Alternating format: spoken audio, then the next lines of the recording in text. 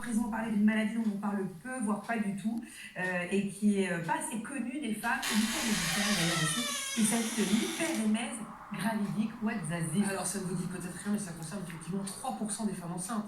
Donc c'est beaucoup. De quoi s'agit-il? Un indice.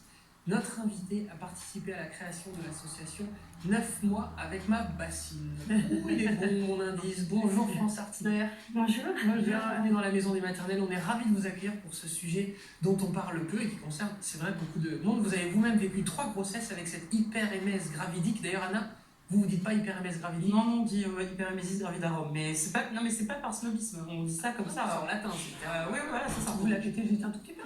Non, on dit toujours ça à l'hôpital, je n'ai jamais appris ce terme dans les bouquins, tout ça. Est-ce que vous pouvez nous expliquer ce que c'est? Oui, c'est un mot un peu compliqué, qui soit en latin ou en français, pour parler des vomissements et des nausées incoercibles de la grossesse. Alors, incoercibles, ça veut dire qu'on ne peut pas les contenir, et donc ça peut être 10 fois par jour, 20 fois par jour, pendant 3, 4, 5, 9 mois, d'où le nom de l'association, et qui empêche une vie quotidienne normale et voire nous met dans un état un peu catastrophique.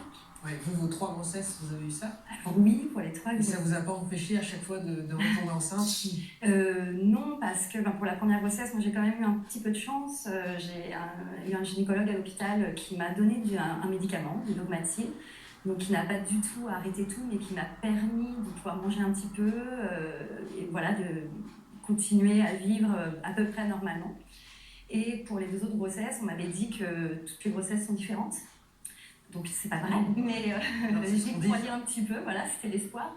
Et ensuite, quand j'ai compris que ça allait être la même chose à chaque fois, j'ai mis en place plein de choses autour de moi, trouver médecin, sage-femme, mon entourage aussi qui m'a beaucoup aidée, c'est ce qui m'a permis de tenir le coup. Mais on n'a pas de répit, on n'a pas par exemple une semaine où ça va mieux, et un jour. Il y a des femmes qui disent si qu'elles ont un petit peu de répit parce qu'il y a une semaine où elles sont peut-être un peu moins fatiguées, donc la fatigue influence sur les vomissements. Plus on est fatigué, plus on va vomir ou se sentir pas bien. On peut avoir un médecin qui nous prescrit un peu d'arrêt. Puis bon, il y a quelques médecins qui s'intéressent à cette maladie et qui essayent de nous aider. Mais le panel est assez large, celles qui vont avoir un petit peu et celles pour qui ça va être vraiment très grave. Est-ce que vous avez rencontré Kate Middleton?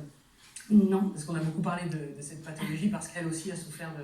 Alors nous, on voit des femmes, on a un groupe Facebook où on se soutient entre nous et on voit effectivement à chaque grossesse de Kate Middleton des femmes arrivant en disant « Ah, ça s'appelle comme ça, ce que j'ai eu », c'est-à-dire qu'elles comprennent que c'était une vraie pathologie, personne ne leur avait dit ce que c'était, comment ça s'appelait, et mettre un nom sur les choses, ça aide un petit peu moralement en tout cas. Anna, vous en rencontrez beaucoup des patientes Il y en a beaucoup de nausées, c'est vrai qu'il faut un petit peu... Les professionnels de la santé, nous on appelle ça, et je trouve ça absolument atroce à l'hôpital, on appelle ça les vomisseuses. C'est-à-dire que sur le tableau, on dit la vomisseuse du 4, et je trouve ça atroce. C'est-à-dire qu'en fait, il y a une espèce de...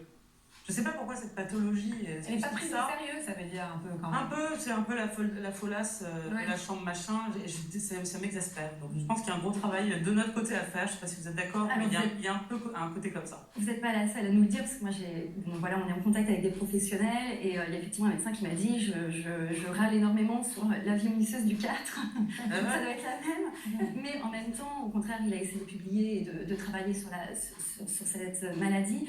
Je pense que ce qui est angoissant, c'est que les médecins, même ceux qui sont de bonne volonté, se trouvent confrontés au fait de ne pas savoir comment prendre en charge. Alors, il y en a quelques-uns qui ont des protocoles, on voit maintenant ça avance un petit peu. Donc à Lille, j'imagine maintenant à Strasbourg et puis à Paris, on voit des maternités où il y a un protocole d'accueil pour ces femmes pour les réhydrater, pour tester un premier médicament, le Praperan, et ensuite tester si ça ne fonctionne pas, ce qui est très souvent le cas, le Zofren, qui aide beaucoup de ces femmes, mais je ne sais pas si les sages-femmes peuvent le prescrire en ville, par exemple. Si.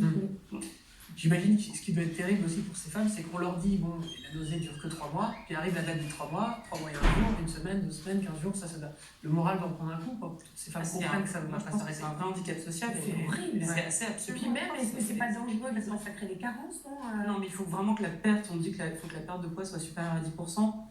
Je ne pense pas que ce soit, à partir du moment où c'est moins que ça va en général, mais surtout socialement c'est l'enfer quoi, les femmes sont complètement... Alors c'est compliqué parce qu'effectivement tant qu'on reste en dessous des 10%, on est à la limite, on va pas bien, on est très fatigué, c'est compliqué pour le travail, donc on a éventuellement des arrêts de travail, enfin on entend souvent vous écoutez un petit peu quand même, etc. Donc ça c'est un peu sensible, c'est tout.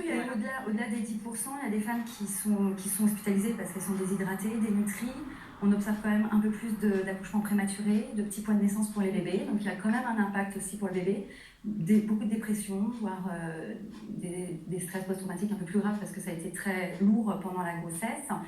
Et on voit aussi, alors nous c'est ce qu'on voit, j'accompagne plusieurs femmes qui ont eu recours à une interruption volontaire de grossesse parce qu'elles étaient dans un état physique tel qu'elles ne pouvaient plus tenir debout, qu'elles ne pouvaient plus, et c'est très compliqué parce que ce sont des grossesses désirées.